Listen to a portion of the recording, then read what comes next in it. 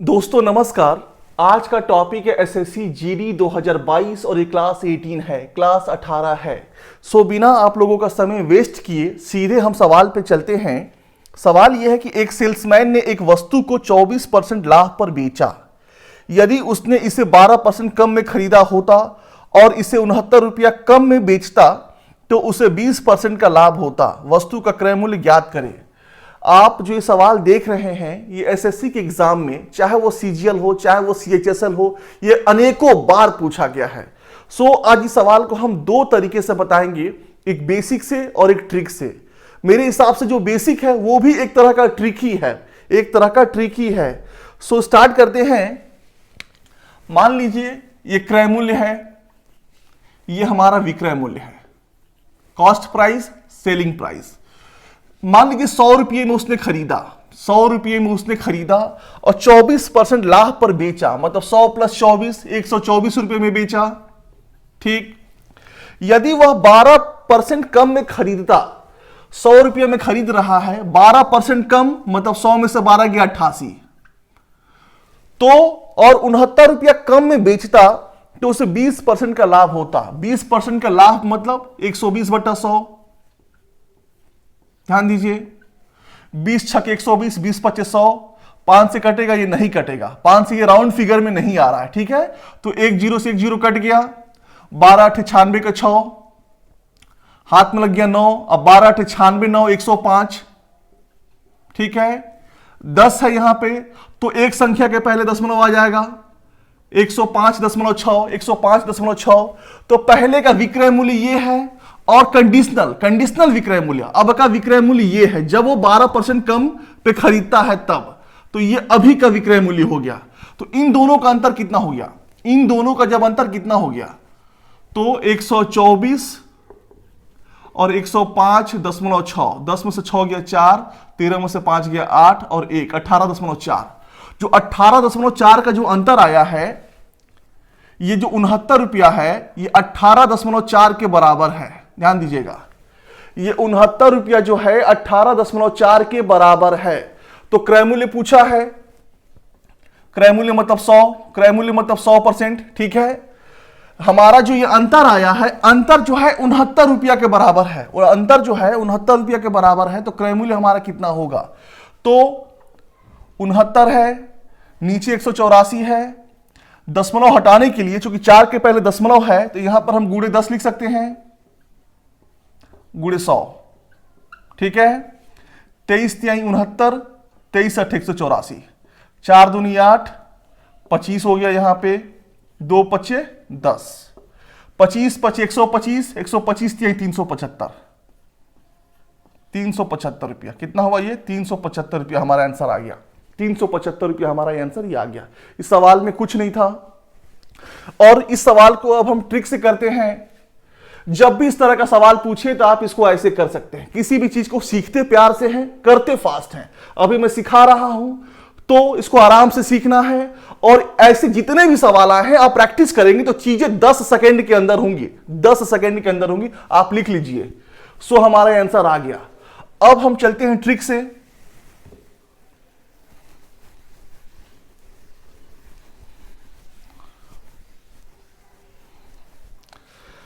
सो 69 रुपया कम में बेचता। जब भी इस तरह का सवाल आए कि कम में बेचता तो इतना अधिक उसे लाभ होता, तो 2 बार 69 रुपया कम में बेचता। हमेशा हमेशा आपको 2 बार 100 से मल्टीप्लाई करना है, हमेशा। ध्यान दीजिएगा, हमेशा 2 बार 100 से मल्टीप्लाई होना ही है। जो अमाउंट कम होता वो लिख दीजिएगा और 2 बार 100 से मल्टीप्लाई करना है। और 24% लाभ पर बेचता, यहां पर लिखा ऊपर, सबसे ऊपर लाइन में लिखा 24% लाभ पर बेचा, मतलब 100 प्लस 24 कितना हो गया, 124। इस 124 में हमेशा 100 का मल्टीप्लाई करिएगा, हमेशा 124 में 100 ऐड करेंगे तो 124 में हमेशा 100 का मल्टीप्लाई करिएगा, माइनस फिर 12% कम में खरीदता मतलब 88, तो उससे लाभ कितने का होता, 20% का, तो मैंने 120। ठीक है, अब इसको हल करिए आप। 12,400, 12,400 और 0, 12 98 का 6, हाथ में लग गया 9, अब 12 98 9 105। 10 4, 14 में से 5 गया 9, 1, 1940।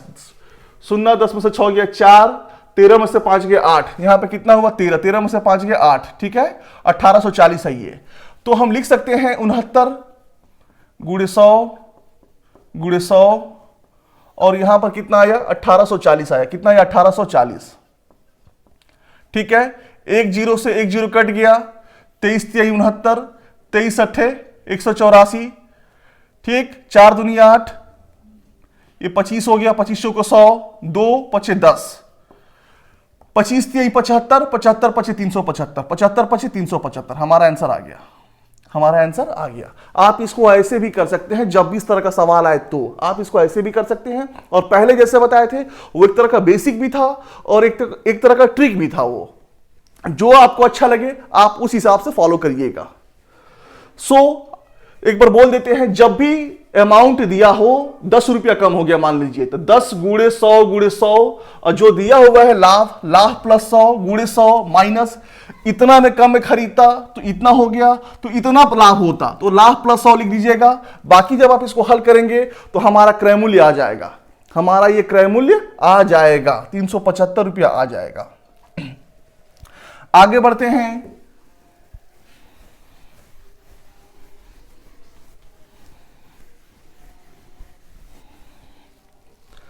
सवाल यह है कि 40,000 की राशि पर 2 वर्षों में मिले चक्रवृद्धि ब्याज और साधारण ब्याज का अंतर 324 रुपये है। वार्षिक ब्याज दर क्या थी? मैंने कहा है कि फॉर्मूला ऐसा होना चाहिए जिसकी वजह से हम सब कुछ निकाल सके, जो पूछे वो निकाल सके। मैंने आपको बताया था कि P बराबर क्या होता है, D गुणे 100 बटा आर स्क्वायर। यहां P कितना दिया हुआ है 40,000, और अंतर कितना दिया हुआ है 324। 2 बार 100 से मल्टीप्लाई करिए, और R पूछा है, आर स्क्वायर ऐसे ही रहेगा हमारा, ठीक। ये 4 जीरो से ये 4 जीरो कट गया, बिल्कुल कट गया ये, ठीक। 4 4 8 32, 4 एकम 4, तो आर स्क्वायर बराबर 81, तो आर बराबर 9, आर बराबर 9। हमारा ब्याज दर कितना है 9 है, 9 है। इसको याद रखिए, P बराबर, इसको याद रखिए। इसमें क्या आपका निकल गया, P निकाल सकते हैं, D निकाल सकते हैं और R निकाल सकते हैं। और ये 2 सालों के लिए है, कितने साल के लिए है 2 वर्ष के लिए है, ये 2 वर्ष के लिए फॉर्मूला है, ये 2 वर्ष के लिए फॉर्मूला है। आगे बढ़ते हैं।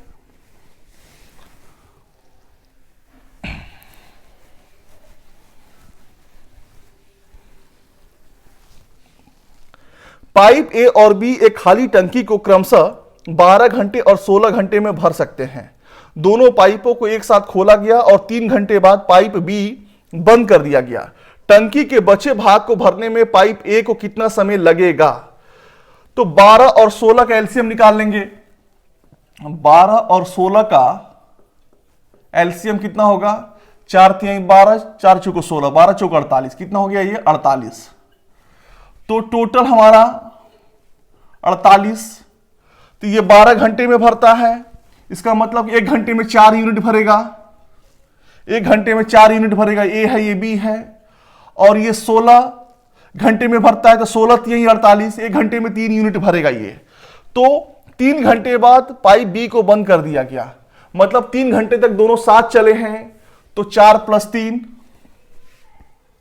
+ 3 बराबर कितना हुआ 7 यूनिट, 1 घंटे का है ये।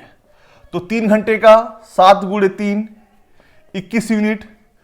बचा कितना, 48 में से 21 गया, 27 यूनिट बचा। बचा कितना 27 यूनिट, 27 यूनिट बचा है, 27 यूनिट हमारा बचा है, और उसको ए अकेले भरता है। तो 27 बटा 4, 4 छक्के 24, 24 3 27, 6 सही 3 बटा 4, 6 सही 3 बटा 4 घंटा उसको लगेगा। ये हमारा आंसर आ गया, ये हमारा आंसर आ गया। आगे बढ़ते हैं।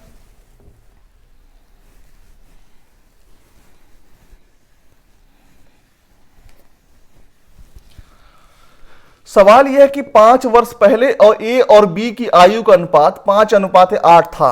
अब से 10 वर्ष बाद उनकी आयु का अनुपात 8:11 होगा। बी की वर्तमान आयु वर्षों में क्या है? कुछ नहीं है। 5 साल पहले ये 5x है, ठीक है, और इनका 8x है। तो 5 साल पहले और 10 साल बाद मतलब 15 साल। कितना हुआ? 5 साल पहले, अभी अब से 5 साल पहले और अब से 10 साल बाद, मतलब टोटल 15 साल। इनका अनुपात कितना हो जाएगा? इनका अनुपात हो जाएगा 8:11। 8:11, 8:11। तो 11 पचे 8 अठाई 64, x प्लस 120, 15 8 120, 11 पचे 55x, और 11 पचे 55 के 5 5, 11 के 11 5 16। जब इधर आ जाएगा तो 9x, और ये जब उधर जाएगा तो 45x। तो x बराबर 5, x बराबर हमारा 5 आ गया। तो आज से 5 साल पहले का ही है। 5 पचे 25। पूछा किसका है? b का। b का पूछा है तो 8x। b का पूछा है तो 8 गुणे 5, 55 40। माने b जो है आज से 5 साल पहले 40 साल का था। इसका मतलब अब कितने साल का है वो? तो 40 प्लस 5 45 साल का है।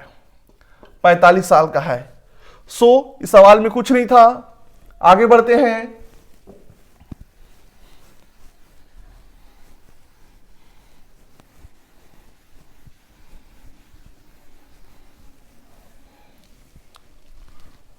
सवाल यह है, ए किसी प्रोजेक्ट को 10 दिन में पूरा कर सकता है और बी उसी प्रोजेक्ट को 15 दिन में पूरा कर सकता है। यदि ए और बी एक साथ मिलकर प्रोजेक्ट पर काम करना शुरू करते हैं तो बी प्रोजेक्ट पूरा होने से 5 दिन पहले प्रोजेक्ट छोड़ देता है, तो प्रोजेक्ट कितने दिनों में पूरा होगा? मतलब ए और बी, देखिए सवाल ये मुंह जबानी होगा। ये ऐसा सवाल है कि आपको पेन उठाने की आवश्यकता नहीं है, बिल्कुल आवश्यकता नहीं। अभी मैं करूंगा, आप देखिएगा। लेकिन पहले इसको हल करते हैं। 10 और 15, 10 15 का एलसीएम क्या होगा? 30 होगा, ठीक है। तो जाहिर सी बात है, ए है ये बी है, तो 30 है ये। तो एक दिन में 3 यूनिट और बी जो है एक दिन में 2 यूनिट। तो यहां पर दिया है कि बी जो है प्रोजेक्ट पूरा होने से 5 दिन पहले छोड़ देता है। मतलब ए 5 दिन अकेले काम किया है, तो एक दिन का 3 यूनिट, तो 5 दिन का 3 पचे 15, 15 यूनिट, ठीक है। 15 यूनिट हमारा हो गया। तो बचा कितना? 15 यूनिट बचा। बचा कितना? 15 यूनिट बचा। ये दोनों साथ मिलकर काम किए हैं, तो 3 2 कितना हो गया? 5, 5 तिहाई 15। 3 दिन यहां लगा, 3 दिन यहां लगा। 3 दिन पहले काम किए और 5 दिन अकेले ये काम किया, तो 3 5 कितना हुआ? 3 प्लस 5 कितना हुआ? 8। जो 3 दिन है ये ए प्लस बी एक साथ काम किए हैं और ए अकेला 5 दिन किया है, तो 5 3 8, 5 3 8। जब भी ऐसा सवाल आए और इसको मुंहजबानी करना है तो कैसे करेंगे? बिना पेन और पेपर छुए। मैंने आपको बताया था कि ए और बी का दिया हुआ है, तो फॉर्मूला होता है इनका a b upon a plus b. A b upon a plus b, इनके द्वारा दोनों मिल जाते हैं तो कार्य कितने दिनों में समाप्त होता है? इसका फॉर्मूला होता है a b upon a plus b. तो 10 गुणे 15 150 और 10 15 25, 25 छक्के 150, दोनों जब मिल जाएंगे तो काम 6 दिन में समाप्त होगा। काम 6 दिन में समाप्त होगा। तो चूंकि बी काम छोड़ देता है तो 5 दिन यहां पर क्या है? 6 हो गया हमारा, ये हमारा 6 हो गया।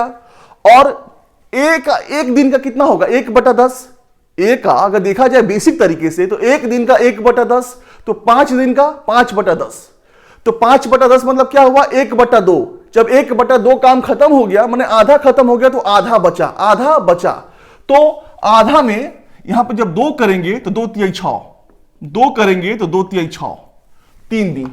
कितना हुआ? 3 दिन। तो 3 दिन पहले काम हुआ था और 5 दिन ए किया है, 3 5 8, हमारा 8 ये आ गया। आप बेसिक तरीके से प्रैक्टिस करेंगे तो चीजें आपके लिए और समझ में आएंगी आपको। और आप, मैंने कहा है कई बार कि ट्रिक के आविष्कारक आप हो जाएंगे सिर्फ बेसिक करने से, सिर्फ बेसिक करने से। आगे बढ़ते हैं। एक ट्रेन अपनी सामान्य चाल की 1/2 चाल से चलते हुए गंतव्य तक पहुंचने में 60 मिनट अधिक समय लेती है। ट्रेन द्वारा उसी दूरी को तय करने में लगने वाला सामान्य समय ज्ञात कीजिए। मैंने बताया है कि नीचे वाले को मान लेते हैं वास्तविक चाल, ये 2 जो है वास्तविक चाल, ऊपर में कितना है 1, ये हमारा काल्पनिक चाल है। वास्तविक चाल, ये काल्पनिक चाल, तो दूरी बराबर दोनों चालों का गुणनफल, 2 गुणे 1, समय का अंतर 60 मिनट, समय का 60 मिनट अधिक समय लेती है, मतलब अंतर कितने का है 60 मिनट का है, मतलब 1 घंटे का है, 1 घंटे का है, गुणे 1/1 चालों का अंतर, 1/1 चालों का अंतर, तो 2 में से 1 गया 1। ये पूरा फॉर्मूला लिखना जरूरी है। क्यों? क्योंकि आपके दिमाग में रहे कि ये फॉर्मूला हमारा है। अगर मान लीजिए मैं डायरेक्ट कर दूं, 1 ना लिखी यहां पे, तो आप समझ नहीं पाएंगे। यहां पे मान लीजिए 7 होता, यहां 4 होता, ये 7 होता, यहां 4 होता, तो लिखना जरूरी है। ठीक, तो दूरी क्या हो गया 2 एकम 2, टोटल दूरी कितनी होगी 2 किलोमीटर। तो पूछा कि सामान्य चाल से इस दूरी को तय करने में कितना समय लगेगा, तो समय बराबर दूरी बटा चाल। सामान्य चाल से दूरी कितना है 2 है, और चाल कितना है, चाल हमारा सामान्य चाल ये है 2, मतलब 1 घंटा लगेगा। 2 एकम 2, 2 2 कट जाएगा, तो 1 घंटा हमारा लगेगा। सवाल हमारा बन गया, सवाल हमारा बन गया। आगे बढ़ते हैं।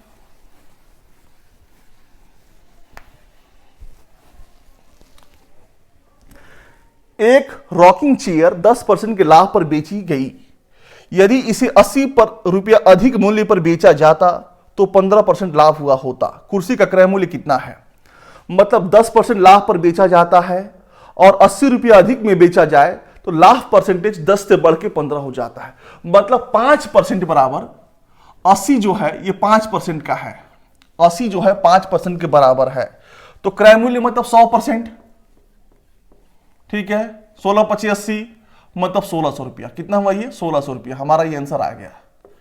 5 80 के बराबर है तो 100% बराबर 1600 रुपया हमारा ये आ गया। आगे बढ़ते हैं।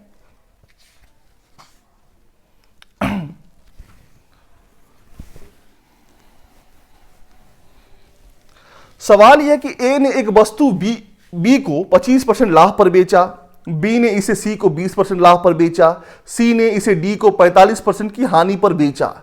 यदि डी ने इसे 330 रुपये में खरीदा तो बी ने वस्तु को कितने में खरीदा? बी ने, यहां ए का नहीं पूछा, यहां बी का पूछा है, यहां बी का पूछा है। तो माना ए ने एक्स में खरीदा, ठीक है, 25% लाभ 125/100 ये बी को दिया। जो फिर बी जो है सी को 20% लाभ पर 120/100 ये सी का हो गया। और सी जो है डी को 45% हानि पर मतलब 55% पर बेचा। तो डी इसे फाइनली खरीदता है 330 रुपये में, 330 रुपये में खरीदता है। कुछ नहीं है, 55 छक्के 330, 6 से काटिए 20, 20 पच्चे 100। ठीक है, अब यहां पे क्या बचा? 25 चौको 100, 25 पच्चे 125, ये 5 कट गया। तो x बराबर 100 गुणे 4 कितनी? 100 है, ये 4 है, 100 गुणे 4 जब उधर जाएगा तो 400 हो जाएगा। तो a ने 400 में खरीदा था, तो जाहिर सी बात है यहां पूछा b का है, तो b 400 का 125/100, 2 जीरो से 2 जीरो कट गया, 125 चौको 500, 125 चौको 500 रुपया। मतलब बी ने इसको 500 रुपये में खरीदा था, 500 रुपये में खरीदा था। आगे बढ़ते हैं।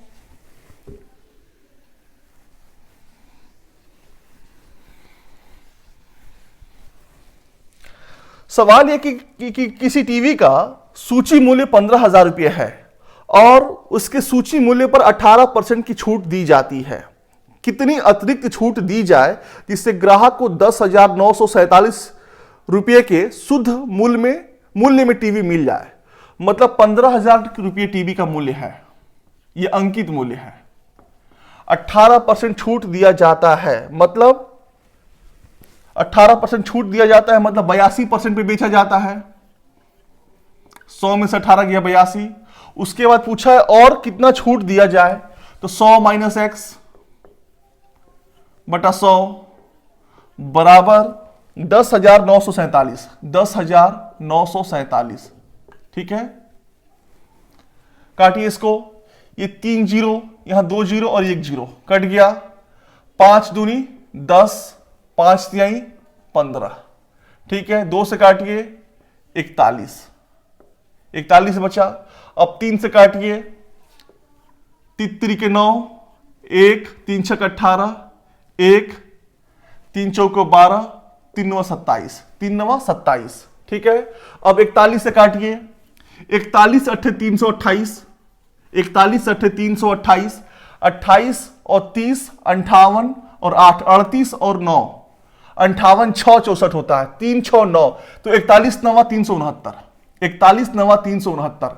तो 100 माइनस एक्स बराबर 89, 100 माइनस एक्स बराबर 89, तो एक्स बराबर जब 89 जब इधर आएगा तो 11%। कितना हो गया? 11%।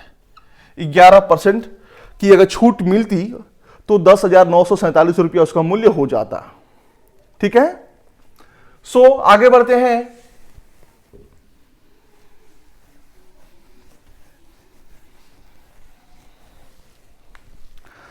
सवाल यह है कि एक रेलगाड़ी एक समान चाल से 2.5 घंटे में 325 किलोमीटर की दूरी तय करती है। यहां पे समय दिया है, चाल दिया है, समय दिया है, दूरी दिया है। तो चाल बराबर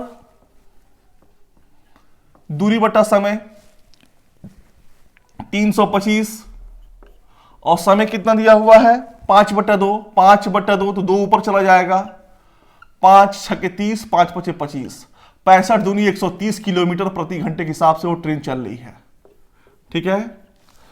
तो 650 किलोमीटर की दूरी तय करने में कितना समय लगेगा? तो 650 है ये बटा 130, तो 5 13 पचे 65 होता है, 5 घंटा लगेगा। कितना लगेगा? 5 घंटा लगेगा। इस सवाल में कुछ नहीं था। आगे बढ़ते हैं।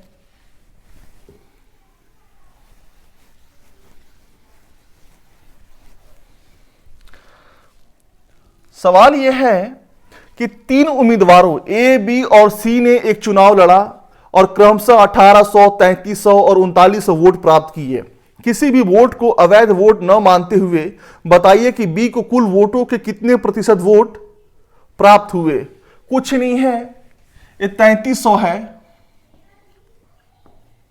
ठीक, बी का है ये, और तीनों को जोड़ दीजिए, तीनों को जोड़ दीजिए, ये 1800, ये 3300 और ये 3900, ठीक है। तो 33 18 कितना होता है? 41, 41 9 50 30 80, 33 18 51 होता है, सॉरी 33 10 43 60 51, 51 9 60 60 30 90, कितना होता है? 90 होता है ये 9000। तो 3300 9000 का कितना परसेंट है? गुणे 100, 2 जीरो से 2 जीरो कट गया, ये हमारा कट गया 330/9, ठीक है। 3 के 9, 3 एकम 3, 3 एकम 3 0, 110/3। 110/3 का मतलब क्या होता है? ठीक है, 3 के 9, 2 3 छक 18, 3 छक 18, 3 छक 18, तो 36.66। तो आंसर इसका कितना आया है? 36.67, ठीक है। 36.67 इसको हम लिख सकते हैं, बिल्कुल लिख सकते हैं, ठीक। सो आगे बढ़ते हैं।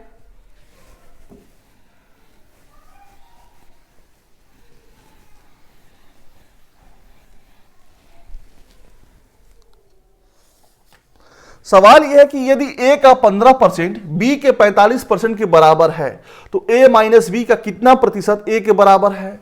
कुछ नहीं है, ए का 15% बराबर बी का 45%, ये दोनों बराबर है, तो बी नीचे चला आएगा, ए बटा बी, और यहां पर 15 नीचे आएगा तो 45/15, 15 कम 15, 15 3 45, 3/1। मतलब b अगर 1 है तो a 3 है। तो इन दोनों का अंतर a माइनस बी पूछा है, इन दोनों का अंतर 2 है। 2 का कितना प्रतिशत, x/100, x% मतलब x/100 बराबर a होगा। a कितना है, 3 है। ठीक, 2 50, जब 50 उधर गया तो x बराबर 150, x बराबर हमारा 150 हो गया, 150% हो गया। 2 का इनके अंतर का 150% 3 होगा, इनके अंतर का 150% 3 होगा। सो आगे बढ़ते हैं।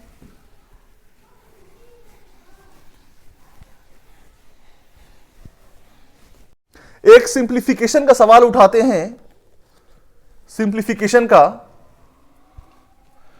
3 गुणे 8, 3 गुणे 8 भागे 4, 3 गुणे 8 भागे 4 ऑफ 6 माइनस 6, ऑफ 6 माइनस 6, ठीक, भागे 4 ब्रैकेट में 13 माइनस 15, ठीक है, प्लस 4 माइनस 2 गुणे 9, प्लस 4 माइनस 2 गुणे 9 भागे 6 गुणे 6, भागे 6 गुणे 6।